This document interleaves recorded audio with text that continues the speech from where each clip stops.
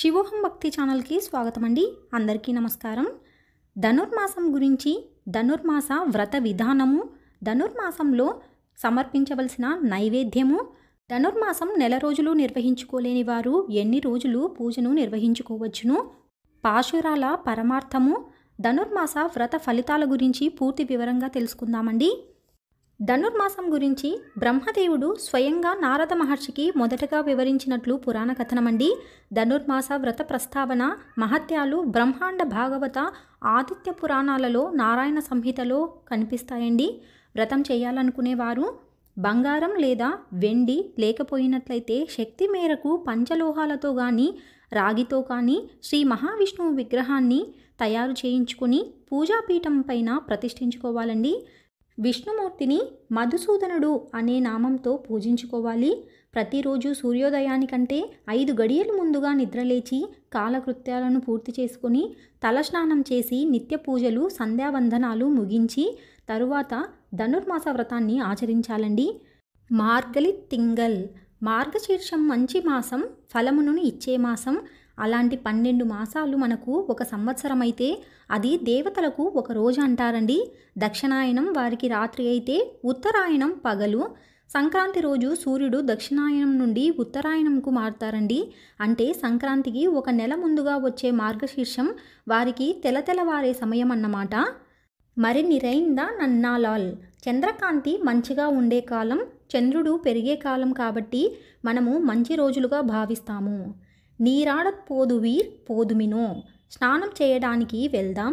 ఎలాంటి స్నానం అది అంటే భగవంతుని కళ్యాణ గుణాలతో మన పాపాలను కడిగి వేసుకునే స్నానం అయి ఉండాలి. నేరిలయ్యిర్, భగవంతుని గురించి తెలుసుకోవాలనే జ్ఞానం మాత్రం చాలు ఈ వ్రతం చేయటానికి యోగ్యులమే అన్న అర్థమండి. ధనుర్మాసంలో ప్రతిరోజు తెల్లవారుజామునే నిద్రలేచి కాలకృత్యాలు తీర్చుకొని తలస్నానం చేయాలండి. ఇంటి ముందు శుభ్రపరిచి పేడ నీటితో కల్లాపి చల్లి బియ్యపు పిండితో ముగ్గులను తీర్చిదిద్ది ముగ్గుల మధ్యలో ఆవు పేడతో చేసిన గొబ్బిళ్లను ఉంచి వాటిని గుమ్మడి, బీర, చామంతి, బంతి వంటి పువ్వులతో అలంకరించి నమస్కరించుకోవాలండి. అనంతరం కాత్యాయని దేవిని షోడశోపచారాలు అష్టోత్తరాలతో పూజించి నైవేద్యం సమర్పించాలి. ఈ విధంగా ప్రతిరోజు ధనుర్మాసమంతా ఆచరించాలండి. గొబ్బెమ్మల వ్రతంగా పేరుపడిన ఈ కాత్యాయని వ్రతాన్ని కన్యలు ఆచరించడం వలన మంచి భర్త లభిస్తారని శాస్త్రవచనం.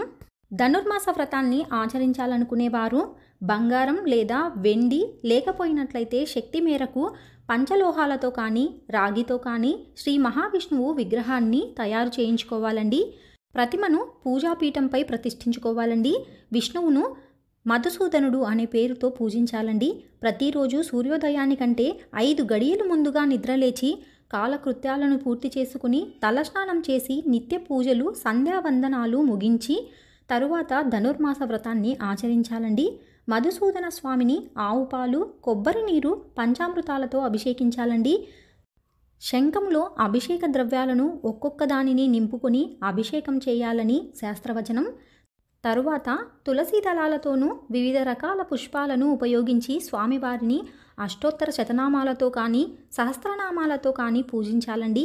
నైవేద్యంగా మొదటి 15 రోజులు చక్కెర పొంగలిని లేక బియ్యము, పెసరపప్పు కలిపి వండిన పులగమును స్వామికి సమర్పించాలండి. తరువాతి 15 రోజులు దద్దోజనం నైవేద్యంగా సమర్పించాలండి.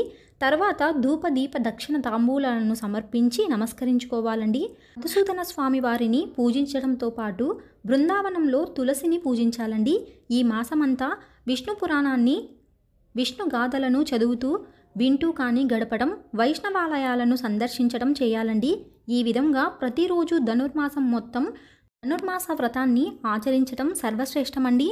నెల రోజుల పాటు చేయలేని వారు 15 రోజులు కానీ లేదా 8 రోజులు కానీ లేదా 6 రోజులు, 4 రోజులు లేదంటే కనీసం ఒక్క రోజైనా ధనుర్మాస వ్రతాన్ని ఆచరించాలని శాస్త్రవచనమండి.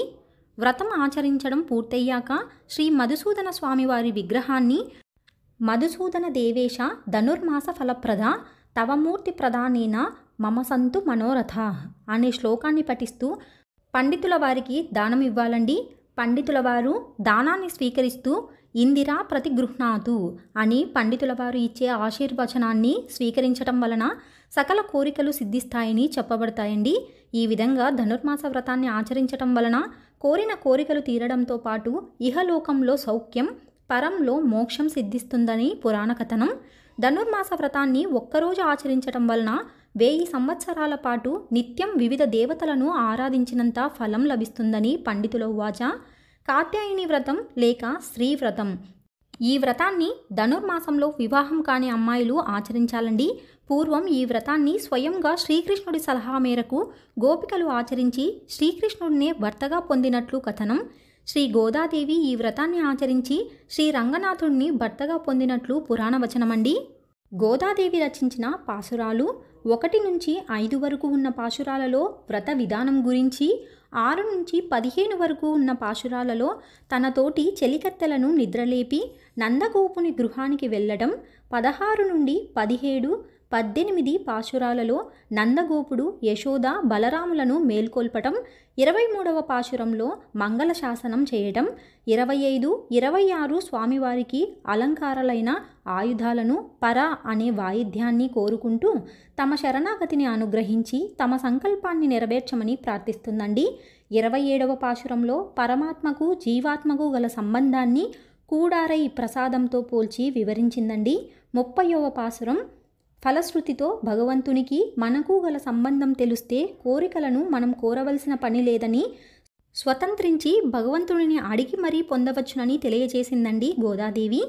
ధనుర్మాస వ్రత ఫలితాలు. మహావిష్ణువు లేదా శ్రీరంగనాథుడు లేదా శ్రీ వెంకటేశ్వరులను ఈ ధనుర్మాసంలో మధుసూదనుడుగా భావించి ఈ ధనుర్మాసాలలో 30 రోజుల్లో కనీసం ఒక్కరోజైనా పూజించిన 1000 జన్మల పూజా ఫలితం సిద్ధిస్తుందని పెద్దల ఉవాచ. ఈ పూజలను ఆచరించే ఆండాల్ ఫలితంగా స్వామివారిని భర్తగా పొందడంతో యువతుల్లో ఈ పూజను ఆచరిస్తే మంచి భర్త దొరుకుతాడని నమ్మకమండి. అందుకే ఈ వ్రతాన్ని అవివాహిత యువతులు ఎక్కువగా ఆచరించాలండి. అందుకే మన శక్తి మేరకు నెల రోజులు చేయలేని వారు కనీసం ఒక్కరోజైనా ధనుర్మాస వ్రతాన్ని ఆచరించి ఆ మధుసూదనుడు గోదాదేవి ఆశీర్వచనాలను పొందుదామండి. తెలుసుకున్నాం కదా అండి ధనుర్మాసం గురించి, ధనుర్మాస వ్రత విధానం గురించి. మరొక వీడియోలో మళ్ళీ కలుసుకుందామండి. సెలవు మరి, స్వస్తి.